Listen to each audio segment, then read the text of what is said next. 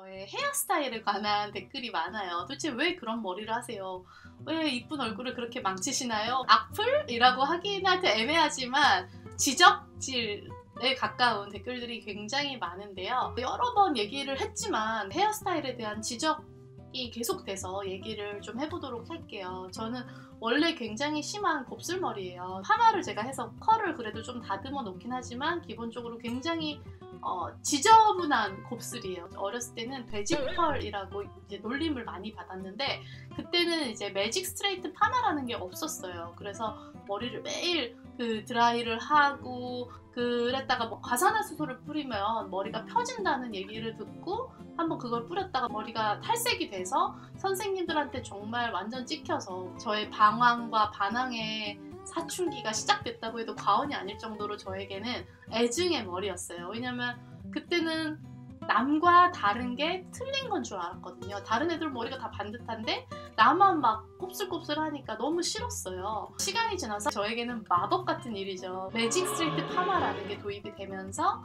저는 이제 반듯한 머리를 가질 수 있었습니다. 그래서 매직 스트레이트 파마를 4개월마다 한 번씩 했었거든요. 심지어 제가 영국에서 살 때도 한인 미용사를 집으로 불러서까지 머리를 계속 꾸준히 폈어요.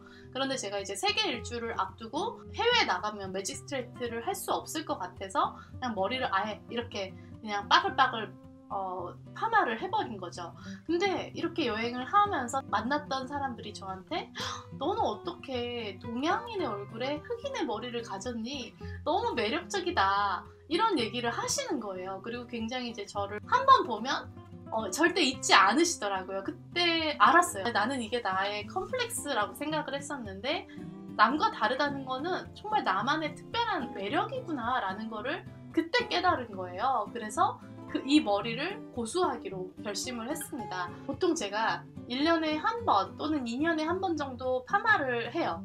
그러면은 저의 원래 곱슬머리가 자연스럽게 이 컬에 어우러져서 신경 쓸 필요가 없고 너무 편해요. 진짜 아침에 일어나서 머리 감고 에센스만 쓱쓱쓱 발라주면 이 스타일이 완성이 되거든요. 저는 심지어 집에 빗도 없어요. 똥머리를 할 때나 머리 묶을 때 그냥 손으로 하면 바로 그냥 머리가 탁 잡혀요. 그래서 저한테는 너무너무 편하고요.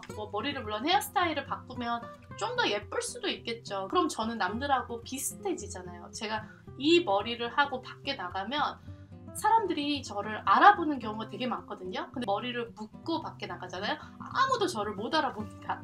그만큼 저는 이 머리가 저만의 어떤 특별한 시그니처 스타일이 됐다고 생각을 해요. 최근에 거의 1, 2년 동안은 임신하고 모유수유 때문에 염색이랑 파마를 못했어요. 그래서 머리가 조금 지저분했던 시간들이 조금 있었어요. 너무 슬프지만 아이 낳고 한 100일 됐을 때부터 탈모가 조금 와서 머리숱이 빠지더라고요. 지금도 머리 감을 때마다 머리가 한 움큼씩 빠져요. 그러다 보니까 머리가 좀 안 예쁘긴 했었지만 저희 아이를 위해서 어쩔 수 없는 부분이었고 결국은 나다운 게 저는 가장 멋진 거라고 생각을 하거든요. 어렸을 때는 저에게 애증의 대상이었지만 시간이 흘러서 이게 나만의 특별한 매력이라는 걸 알았으니까 이거를 최대한 잘 살려보고 싶어요. 그러니까 제 머리에 대한 지적질은 이제 그만하셔도 될 것 같습니다.